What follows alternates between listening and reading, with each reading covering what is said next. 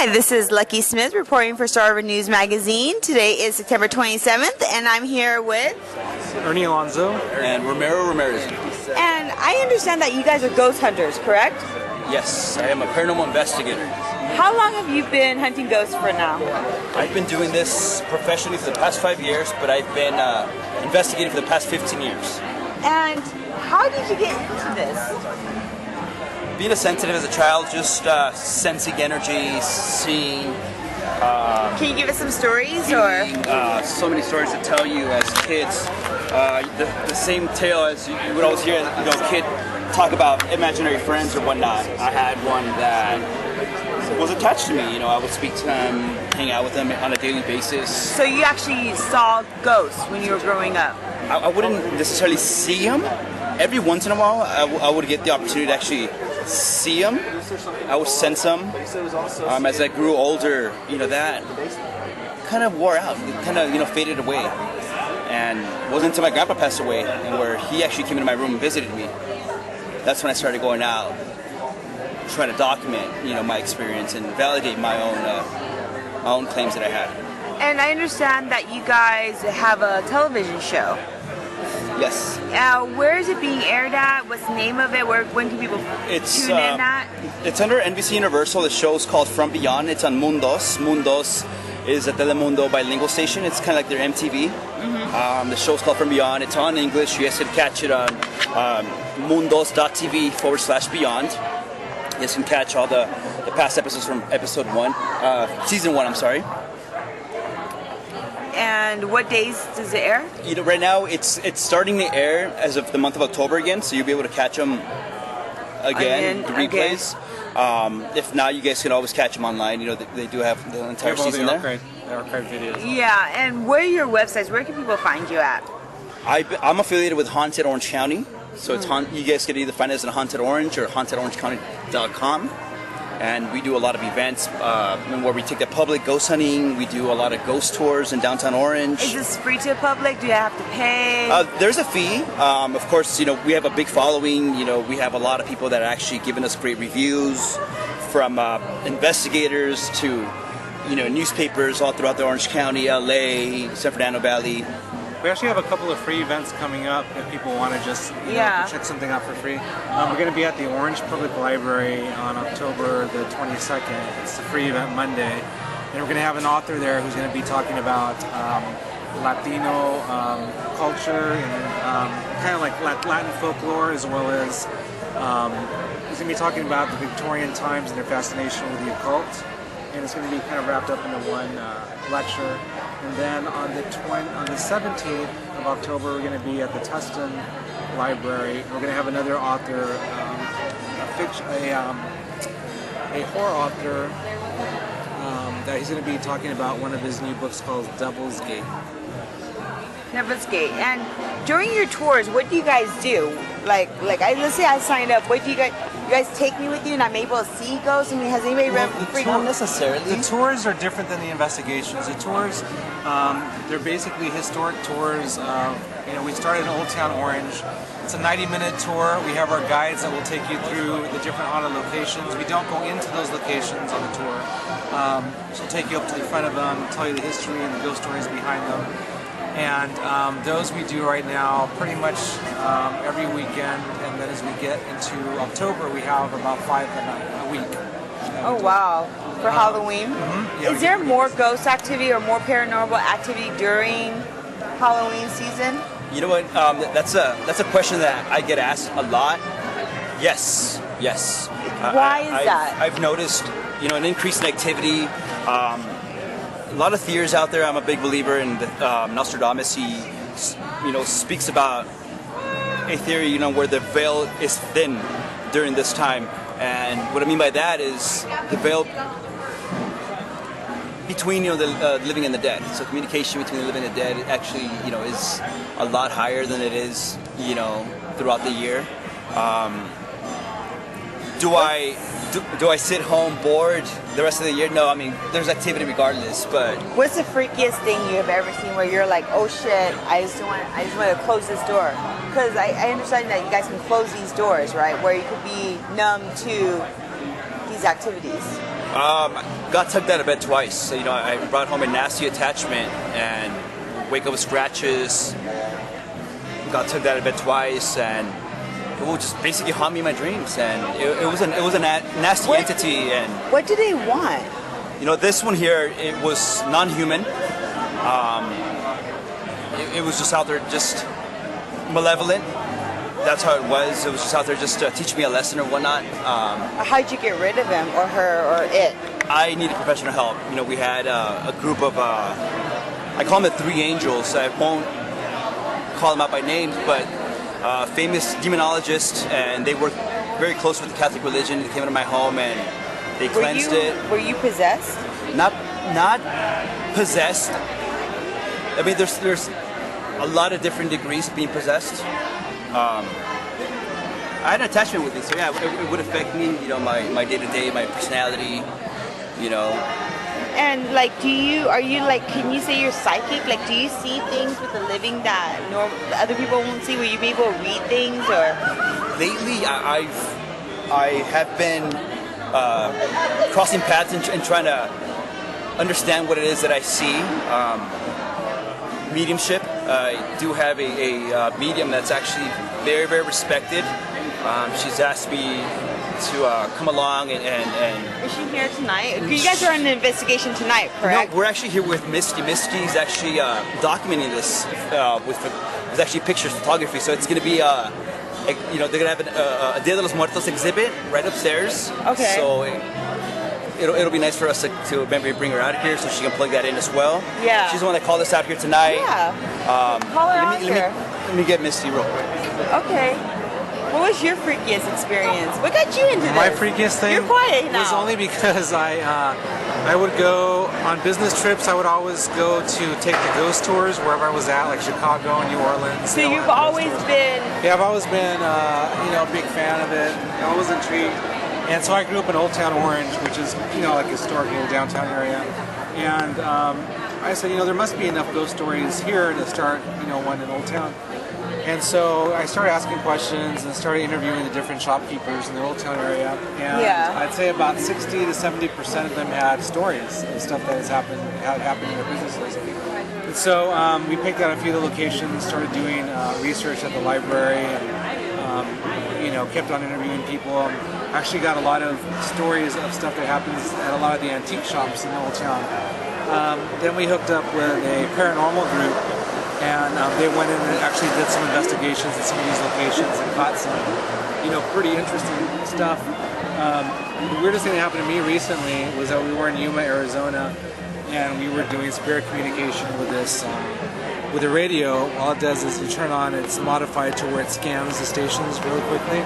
And so you're supposed to be able to ask questions, and the theory is that spirits are able to use the frequency on the radio, communicate, so you'll hear the voices come out through the radio, right, when it's scanning.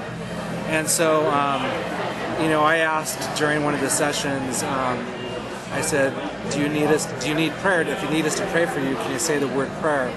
And right when I asked that, it says the word prayer, you know, loud and clear. And so to me, I can show it to you, I have it on my phone.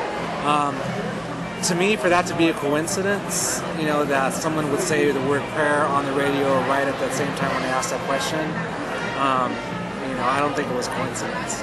And then it said my name, and then later time my first and last name. So I've had the most interesting experiences using that radio to scan. And like, where can people find you at? You can go to hauntedoc.com, or they can go to hauntedorange.com. And we have a list of all our upcoming events on there. Ramiro does, like I said, ghost investigation with the groups where we'll take you into locations, and those are a lot of fun. Totally different experience from the tours. But, you know, if they go on the website, they can find all our upcoming events. This is Misty. She's a person. Hi, nice to meet you. Is out here today. And Misty, I understand you're a medium?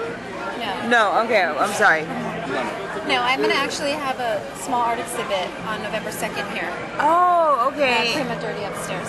What, are you an artist or? I photograph cemeteries and celebrity graves. Why do you do that? Something I've been doing since I was like 5 years old. We have a large group of family members buried in the same cemetery, so we would spend Saturdays at the cemetery cleaning graves and leaving flowers for everybody. So it got to the point where what else was there for me to do but walk around with my camera and photograph the cemetery. And do you ever see any paranormal activities, or do you ever catch anything on camera, or have you? Well, I have a couple photographs that there are some unexplained things in there, and I've tried to recreate the photo just thinking that I caught something, and I haven't been able to. Okay. Most of the cemeteries I photograph are in Los Angeles. Okay. I mean, there's been a few outside of the area, but... And where can people find your photographs at? I have them on my Facebook page. Facebook's page is called Los Angeles Cemetery Girl. Okay. And then, like I said, there's going to be some stuff shown here on November 2nd. November 2nd. And if people want to come to a showing, do they need RSVP? How? It's actually going to be a part of a Day of the Dead part of the day exhibit. Okay. Can you give us the address of the location? Go ahead and do the whole plug. I'm not sure of the address here. It's right here at Flappers in, we're in Claremont. At the College building. Heights. Yeah, the packing building. The packing building. The gallery is called Prima Dirty. Prima Dirty, okay. And you're the main feature artist, and there. Well, what it is, that gallery is a community gallery, so usually when it's open to the public, anybody can go in and draw on anything. Okay. So they're going to have public altars. Anybody can go in and leave something on the altars. And then a small section is going to be my photographs. Oh, awesome. And it's going to be up for 2 weeks, from what I understand. For 2 weeks? Thank you very much. I mean, I'm glad that, everything happens for a reason. I believe that. Yes. Because I was here to interview somebody else, and I met you guys, and when are you guys having your next thing? I might be able, I'm going to give you my card. Email me so that maybe if I can't come out, somebody from the magazine can come out and cover the event. And you guys are We're doing something on the 13th in Santa Ana. It's called Noche de Calacas, and what it's going to be it's going to start off with like a wine and cheese mixer at one of the galleries on the second floor of the building, and then we're going to go down to the basement of the building, which is haunted because we've done events there before. But we're going to have dinner down there. And we're going to have a lecture of Dia de los Muertos and the Sugar Skulls, and kind of like telling the history of how it started and the folklore behind it, right? And if somebody's being haunted, what advice would you have for that person? If somebody's being haunted? Well, I mean, personally, I grew up Catholic, and so, there's certain things that I would do if I felt like something, was attached to me or something was, following me. So for myself, I would pray, I would go to confession, if it's something that... What are some red flags to know if you're really being haunted or if you're just being paranoid? Well, if stuff that's happening that cannot be explained, to you, because maybe... like if you break something down where you're like, something like a common thing they say is, oh, your stuff will be misplaced, but then how can you tell if your stuff is really being misplaced or if you were just really being careless, or I think a lot of doors closing and opening by themselves? There's always seems to be an explanation. A lot of it. I live by myself, and I hear little noises and pops in the house, but they can always be explained. You know what I mean? Exactly. So when you start running across stuff that you can explain, like maybe a door opening that there's no way it could open, by accident, or you'd have to push it hard in order for it to open. Noises that you can't explain. Maybe, I can't say feelings because that could be, being paranoid as well. But what we recommend is that people track what happens to them, like they journal it, like what kind of stuff is happening if they feel like they have some kind of phenomenon going on. And then after that, we take a look at it and see if there's any kind of a pattern. We also interview people before we go into investigations to find out, what their background is, if they've suffered any abuse, if they're currently on any kind of medication, because all that can affect. Does abuse trigger or attract ghosts to individuals, or drugs? I could see them like imagining that in their head. Okay. Yeah. But like abuse, you said abuse, so could that just be something that's just from their own? Because like I remember I saw a movie, was it American Haunting, where the girl after she got raped, a ghost started haunting her. So it's the whole I guess the whole field. You know, there's still a lot of theories, you know, going on, but it's kind of hard to say. Like when you start dealing with people who have suffered, you know, physically or just mentally, a lot of the stuff they could be experiencing is just, you know, mental. You know what I mean, from stress. Just from their own lives, yeah. But when more than one person is able to experience the same type of phenomenon in a house, that's a good sign that it's probably something that's, you know, that could be legitimate.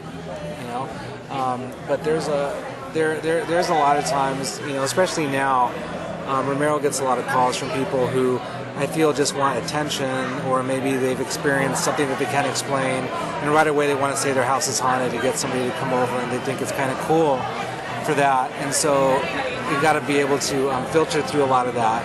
You know, that's where we do interviews. That's where we ask people to log what's happening, because if someone's really going through something. If someone's just kind of doing it for attention, they're not really going to take the time to log, you know, activity and stuff that's happening. But if someone does take the time to do that, and if there's a pattern, and if other people in the house are able to experience the same type of stuff, then there's a good chance that there's something, you know, unexplainable going on. That's very interesting. Well, thank you very much for your time. This is Lucky Smith signing off. Oh, give us your website, Facebook, everything again, so people... The website is hauntedorange.com or hauntedoc.com. And Ramiro, you can watch episodes of From Beyond on the Mundos website, is mun2.com/From Beyond. Okay. And that's about it. All right, and this is Lucky Smith signing off. Thank